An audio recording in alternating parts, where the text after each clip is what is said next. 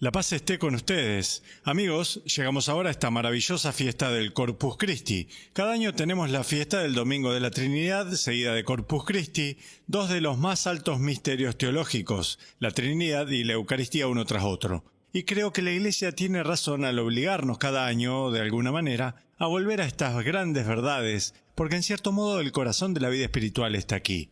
La semana pasada analizamos el misterio de la Trinidad, ahora el cuerpo y la sangre de Jesús.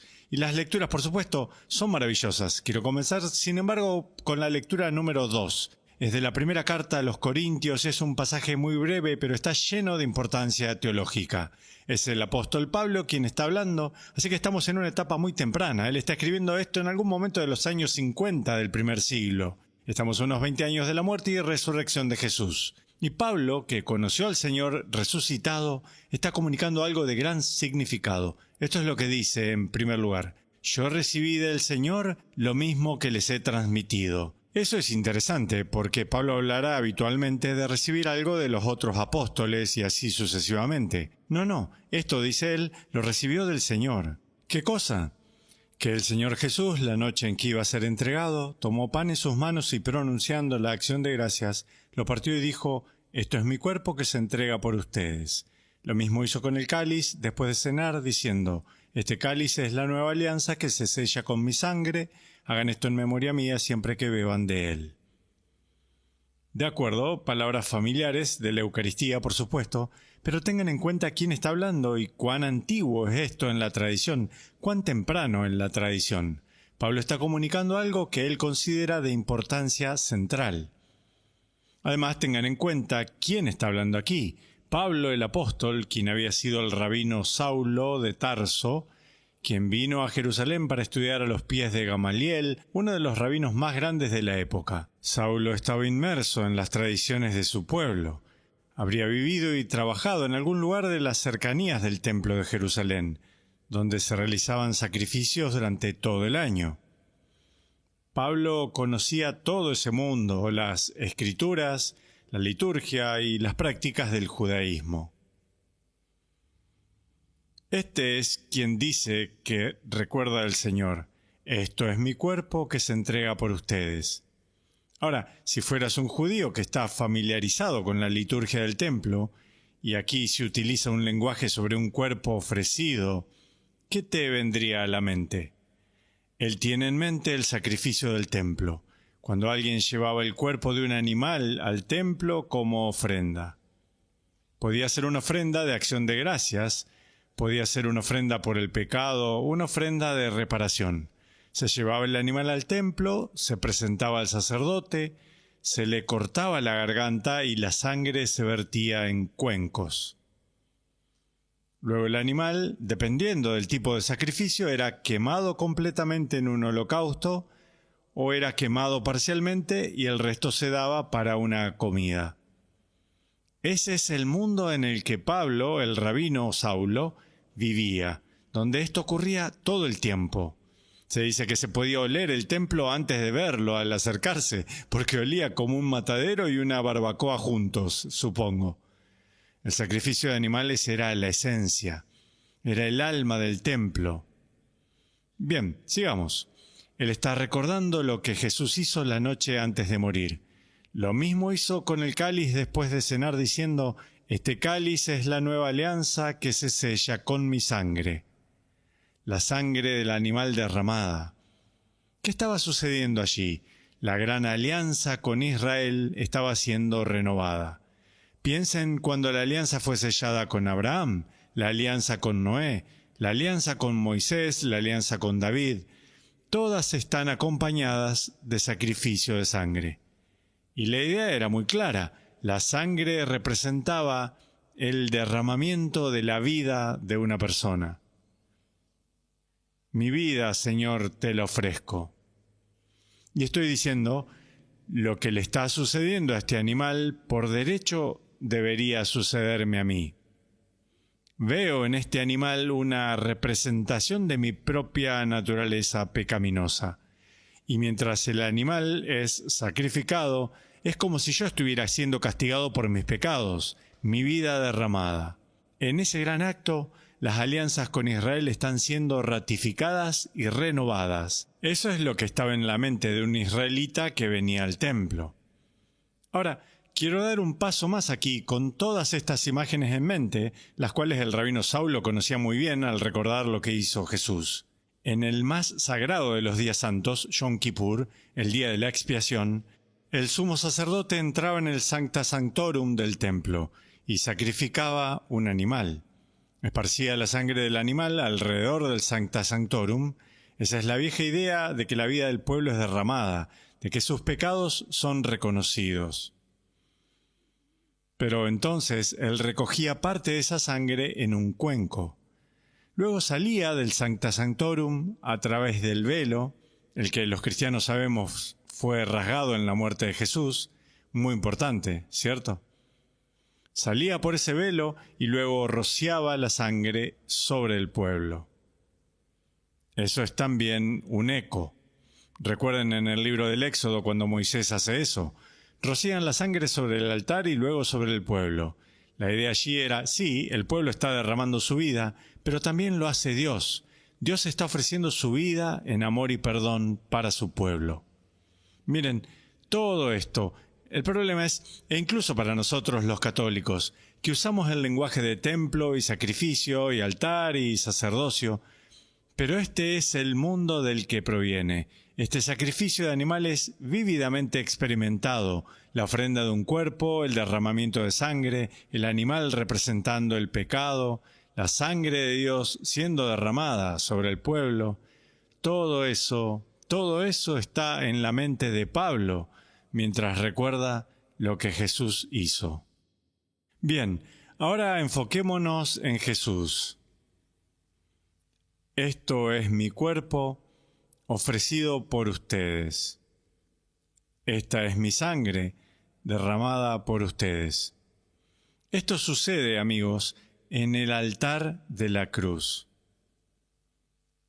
¿Qué está pasando en esa cruz? Ustedes dirán, bueno, es una ejecución romana. Sí, es eso. Pero ellos vieron con una perspectiva mucho más profunda. ¿Qué está pasando en esa cruz? Jesús, como el cordero sacrificado, está tomando sobre sí el pecado del mundo. El cordero que se lleva al altar es inocente, pero el cordero se convierte en un portador simbólico de los pecados de quien lo ofrece. Así, Jesús se convierte voluntariamente en el cordero del sacrificio, que lleva los pecados no solo de un sacrificador, sino los pecados del mundo entero. Él se convierte en su representante ante Dios.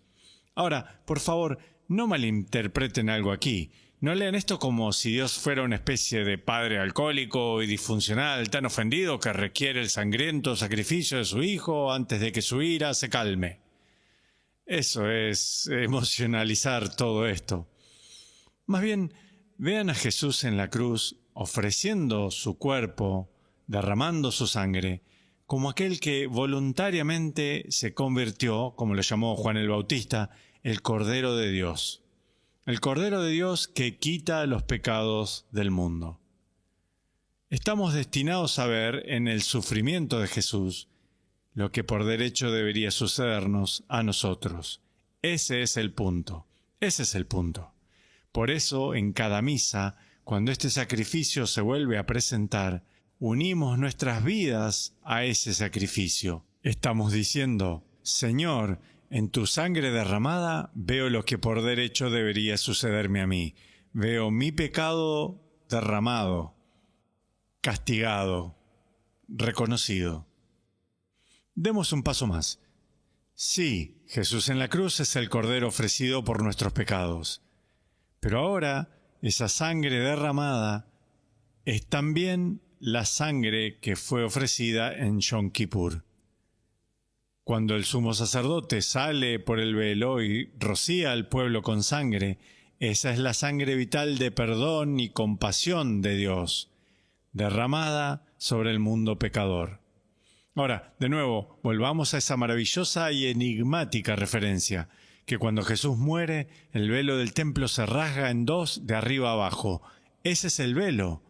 La idea no es el sumo sacerdote, la figura humana. El sumo sacerdote ahora es Jesús, el verdadero sumo sacerdote, saliendo del Sancta Sanctorum, rociándonos a todos nosotros pecadores con la sangre de su vida y su compasión, su perdón. Eso es lo que está sucediendo en la cruz. Lo que Jesús hizo la noche antes de morir, dice Pablo, fue una gran anticipación de este momento. El cuerpo y la sangre de Jesús, por lo tanto, que celebramos hoy, el cuerpo y la sangre de Jesús que se hacen presentes para nosotros en cada misa, son nuestra renovada participación en este magnífico momento de reconocer nuestro pecado y recibir el perdón de Dios. Bien, un último paso y solo haré una breve referencia al Evangelio. Es maravilloso lo que hace la Iglesia. Nos da todo este lenguaje paulino y sacrificial, pero luego, para la lectura del Evangelio, obtenemos la versión de Lucas de la multiplicación de los panes y los peces.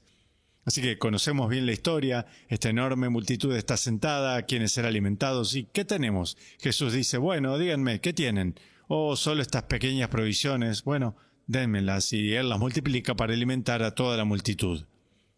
Mencioné esto hace unos minutos. Algunos sacrificios en el templo eran holocaustos, así que se mataba el animal, la sangre se derramaba y luego el animal era completamente consumido por el fuego. Pero había otros sacrificios donde se mataba el animal, se derramaba la sangre, parte del animal se ofrecía como holocausto y el resto del animal se compartía como una comida. ¿Qué decimos del cuerpo y la sangre de Jesús? Es toda la realidad sacrificial. Sí, el sacrificio de la misa, sí, por supuesto. Pero también hablamos de la misa como una gran comida, donde ahora somos invitados a la mesa. Es un altar, sí, pero también es una mesa a la que somos invitados. No solo para que la sangre de Jesús sea rociada entre nosotros como en la antigua alianza, sino para que podamos comer el cuerpo y beber la sangre de Cristo sacrificado. Que ahora se nos da el privilegio de beber y consumir esta gran ofrenda sacrificial. La misa es un sacrificio. La misa es también una comida.